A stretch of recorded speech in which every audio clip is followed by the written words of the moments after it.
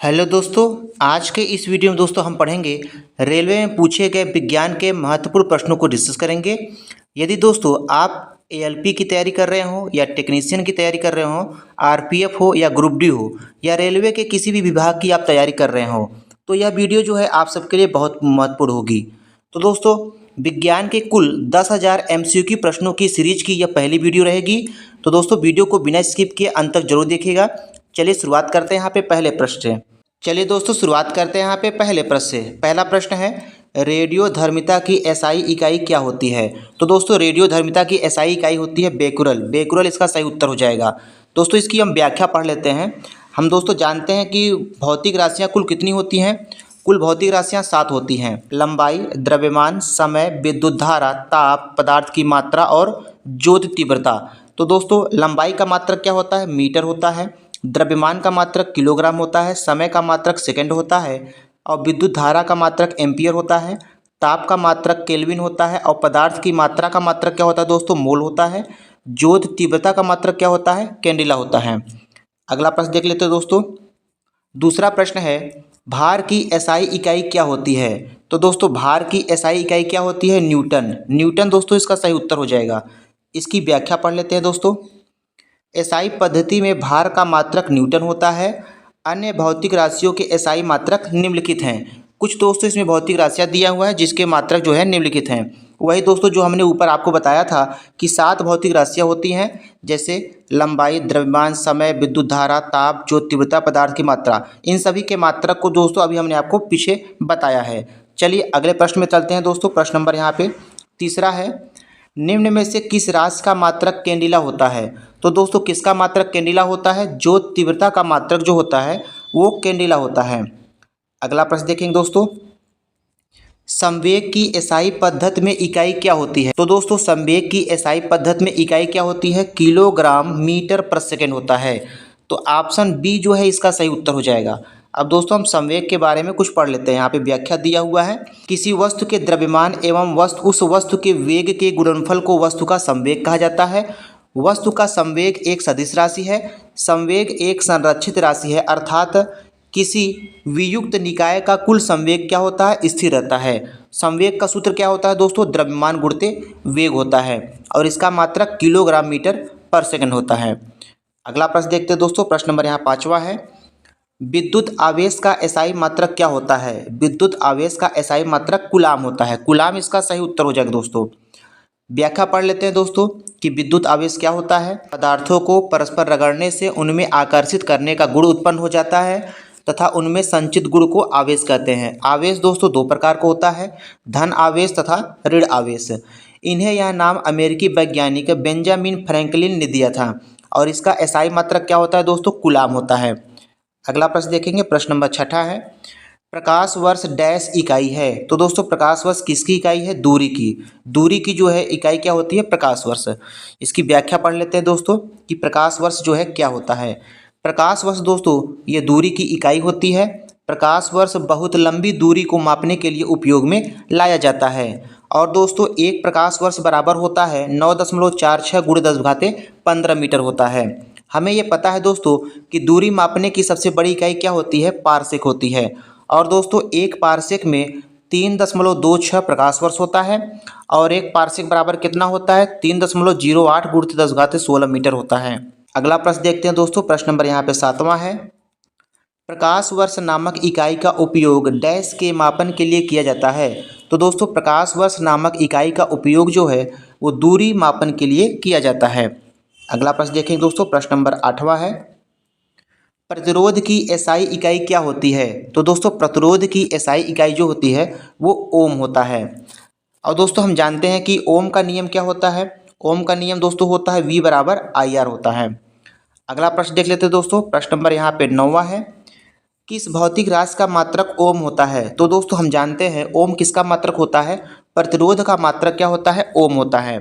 अगला प्रश्न देखेंगे। प्रश्न नंबर 10वां है दोस्तों, किसी पिंड पर लगाए गए बल द्वारा किया गया कार्य पिंड द्वारा बल की दिशा में तय की गई दूरी और लगाए गए बल की मात्रा के गुणनफल के बराबर होता है।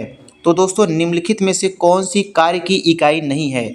तो दोस्तों कार्य की इकाई कौन सी नहीं है? पहला वाला, किलोग्राम मीटर पर सेकेंड स्क्वायर ये कार्य की इकाई नहीं होती है, जबकि दोस्तों कार्य की इकाई न्यूटन मीटर भी होता है, जूल भी होता है और किलोग्राम मीटर स्क्वायर पर सेकेंड स्क्वायर भी होता है।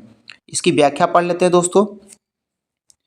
किसी पिंड पर लगाए गए बल द्वारा किया गया कार्य पिंड द्वारा बल की दिशा में तय की गई दूरी और लगाए गए बल की मात्रा के गुणनफल के बराबर होता है।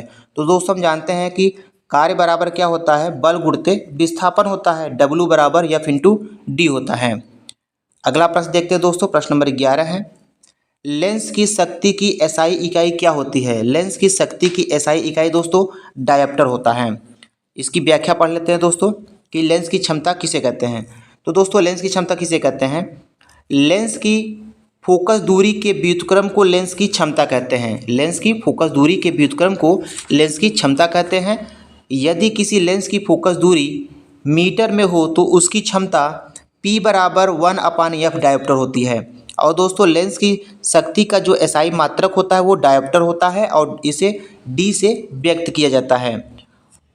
अगला प्रश्न देखते हैं दोस्तों, प्रश्न नंबर यहाँ पे 12 है, रेडियोधर्मी पदार्थ द्वारा उत्सर्जित होने वाले विकिरण की मात्रा को डैश नामक पारंपरिक इकाई में मापा जाता है।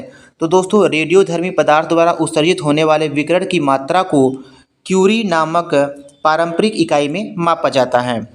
अगला प्रश्न देखते हैं दोस्तों, प्रश्न नंबर यहाँ 13 है, उद्योग में शक्ति की इकाई क्या है। तो दोस्तों उद्योग में शक्ति की इकाई जो होता है अश्व शक्ति होता है, जिसे हार्स पावर भी कहा जाता है। और दोस्तों एक हार्स पावर में 746 वाट होता है। और दोस्तों हम जानते हैं कि शक्ति बराबर क्या होता है, कार्य बटा समय होता है। शक्ति का मात्रक दोस्तों क्या होता है, वाट होता है। लेकिन दोस्तों यहाँ पे पूछा है कि उद्योग में शक्ति की इकाई क्या होती है, तो उद्योग में शक्ति की इकाई अश्व शक्ति होता है। अगला प्रश्न देखेंगे, प्रश्न नंबर 14 है, कार्य करने की दर को शक्ति कहा जाता है, तो शक्ति की इकाई क्या है। कार्य करने की दर को शक्ति कहा जाता है, तो शक्ति की इकाई क्या होती है दोस्तों, शक्ति का मात्रक होता है वाट। अगला प्रश्न देखेंगे, प्रश्न नंबर 15 है, ध्वनि को मापने के लिए कौन से यूनिट को उपयोग किया जाता है। तो दोस्तों ध्वनि को मापने के लिए डेसिबल यूनिट का प्रयोग किया जाता है। अगला प्रश्न देखते हैं दोस्तों, प्रश्न नंबर यहाँ पे 16 है, ध्वनि के माप की यूनिट क्या होती है। तो दोस्तों ध्वनि के माप की यूनिट जो होती है वो डेसिबल होती है। अगला प्रश्न है, ध्वनि प्रदूषण को डैश के पदों के अनुसार मापा जाता है। तो दोस्तों ध्वनि प्रदूषण को जो है वो डेसिबल के पदों के अनुसार मापा जाता है। अगला प्रश्न देखेंगे, प्रश्न नंबर 18 है, एसआई प्रणाली में प्रतिबल की माप की इकाई क्या होती है। तो दोस्तों एसआई प्रणाली में प्रतिबल का जो मात्रक होता है वो क्या होता है, न्यूटन प्रति मीटर स्क्वायर होता है। प्रतिबल का मात्रक न्यूटन प्रति मीटर स्क्वायर होता है। और दोस्तों प्रतिबल बराबर होता है आंतरिक प्रतिरोधी बल बटा क्षेत्रफल होता है। अगला प्रश्न देखते हैं, प्रश्न नंबर यहाँ पे 19 है, इसमें दोस्तों मिलान करना है कि चुंबकीय फ्लक्स का मात्रक क्या होता है, स्वप्रेरक का मात्रक क्या होता है और चुंबकीय फ्लक्स का मात्रक क्या होता है। तो दोस्तों हम जानते हैं कि चुंबकीय फ्लक्स घनत्व का मात्रक क्या होता है, टेस्ला होता है।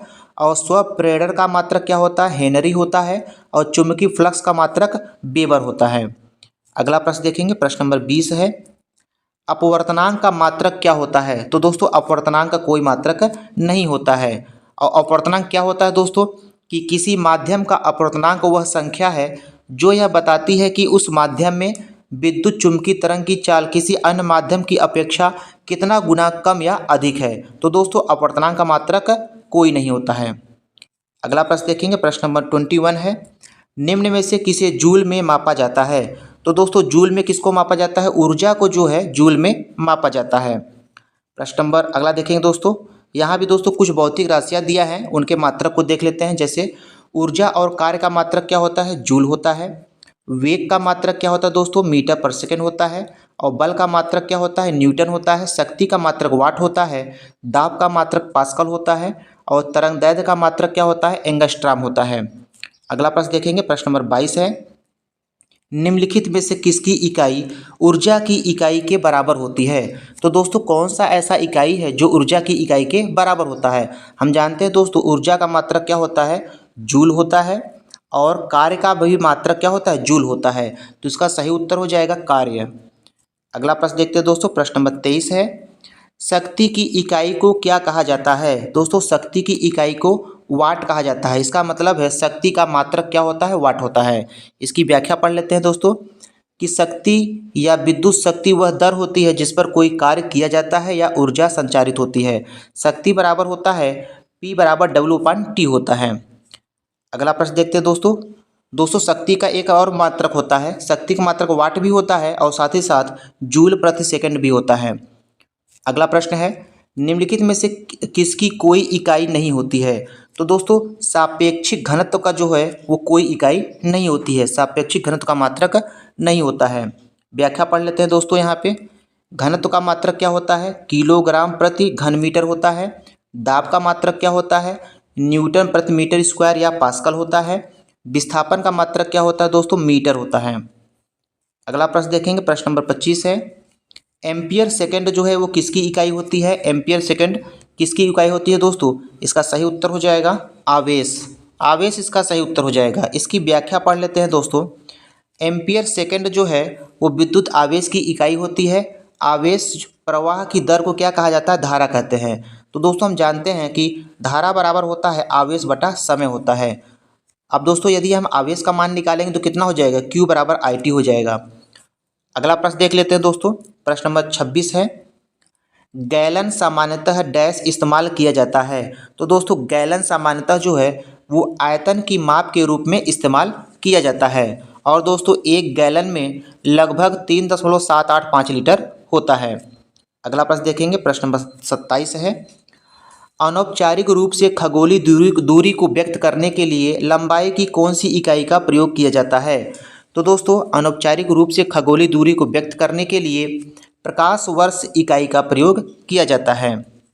अगला प्रश्न देखेंगे दोस्तों। प्रश्न नंबर 28 है रेजिस्टेंस की यूनिट क्या होती है। तो दोस्तों रेजिस्टेंस की यूनिट क्या होती है, ओम होती है।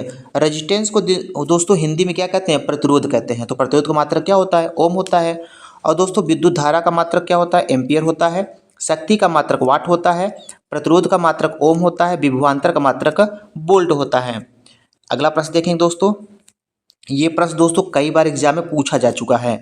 तो प्रश्न ये है दोस्तों कि दबाव की एसआई इकाई क्या होता है। दबाव की एसआई इकाई क्या होता है, इसका मतलब दोस्तों दाब का मात्रक पूछ रहा है। तो दाब का मात्रक होता है न्यूटन प्रति मीटर स्क्वायर होता है। सही उत्तर हो जाएगा न्यूटन प्रति वर्ग मीटर। ऑप्शन सी इसका सही उत्तर हो जाएगा। अगला प्रश्न देखते हैं दोस्तों। प्रश्न नंबर यहाँ पे 30 है डैश पृथ्वी से लेकर सूर्य तक की अनुमानित दूरी की लंबाई की यूनिट क्या होती है। तो दोस्तों इसका सही उत्तर हो जाएगा एस्ट्रोनॉमिकल यूनिट। एस्ट्रोनॉमिकल यूनिट जो होता है वो पृथ्वी से लेकर सूर्य तक की अनुमानित दूरी की लंबाई की यूनिट होता है। इसकी व्याख्या पढ़ लेते हैं दोस्तों। सूर्य और पृथ्वी के बीच की माध्य दूरी को क्या कहा जाता है, एस्ट्रोनॉमिकल यूनिट कहते हैं। एक एस्ट्रोनॉमिकल यूनिट को खगोलीय इकाई कितने मीटर के बराबर होता है, 1.495 × 10⁻11 मीटर के बराबर होता है। अगला प्रश्न देखते हैं दोस्तों। प्रश्न नंबर 31 है बल की इकाई क्या होता है। तो दोस्तों बल का मात्रक क्या होता है, न्यूटन भी होता है। और बल का मात्रक होता है किलोग्राम मीटर पर सेकंड स्क्वायर भी होता है। तो बल क्या होता है दोस्तों, किसी पिंड या वस्तु पर लगा बल उस पिंड या वस्तु के द्रव्यमान एवं उस पिंड या वस्तु में उत्पन्न त्वरण के गुणनफल के बराबर होता है। और बल बराबर होता है दोस्तों द्रव्यमान गुणित त्वरण होता है। इसका एसआई मात्रक न्यूटन होता है और अन्य मात्रक किलोग्राम मीटर पर सेकंड स्क्वायर होता है। अगला प्रश्न देखते हैं दोस्तों। प्रश्न नंबर यहाँ 32 है बल जिसे फोर्स कहते हैं इंग्लिश में का इसका एसआई मात्रक क्या होता है। तो दोस्तों बल का एसआई मात्रक क्या होता है, न्यूटन होता है। कुछ राशियाँ दिया है दोस्तों, जैसे ताप का मात्रक क्या होता है, केल्विन होता है। बल का मात्रक न्यूटन होता है। दाब का मात्रक पास्कल होता है। विद्युत धारा का मात्रक एम्पियर होता है। अगला प्रश्न देखें दोस्तों। प्रश्न नंबर 33 है निम्नलिखित में से कौन सी मात्रा और उसकी एसआई इकाई सही रूप से सुमेलित नहीं है। तो दोस्तों इसमें कौन सा जो है सुमेलित नहीं है। जैसा कि दोस्तों हम जानते हैं फ्रीक्वेंसी का मात्रक हर्ट्ज होता है। और प्रेशर जिस दाब कहते हैं, दाब का मात्रक भी पास्कल होता है। इलेक्ट्रिक कंडक्शन का मात्रक सीमेंस होता है। ऑप्शन बी जो है ये सही नहीं है। तो यही जो है सुमेलित नहीं है। अगला प्रश्न देखते हैं दोस्तों। प्रश्न नंबर 34 है विस्थापन की एसआई इकाई क्या होती है। तो दोस्तों विस्थापन की एसआई इकाई क्या होती है, मीटर होता है। मीटर इसका सही उत्तर हो जाएगा। तो दोस्तों आज के इस वीडियो में इतना ही। वीडियो पसंद आया तो वीडियो को लाइक कीजिएगा, शेयर कीजिएगा। मिलते हैं नेक्स्ट वीडियो में। धन्यवाद।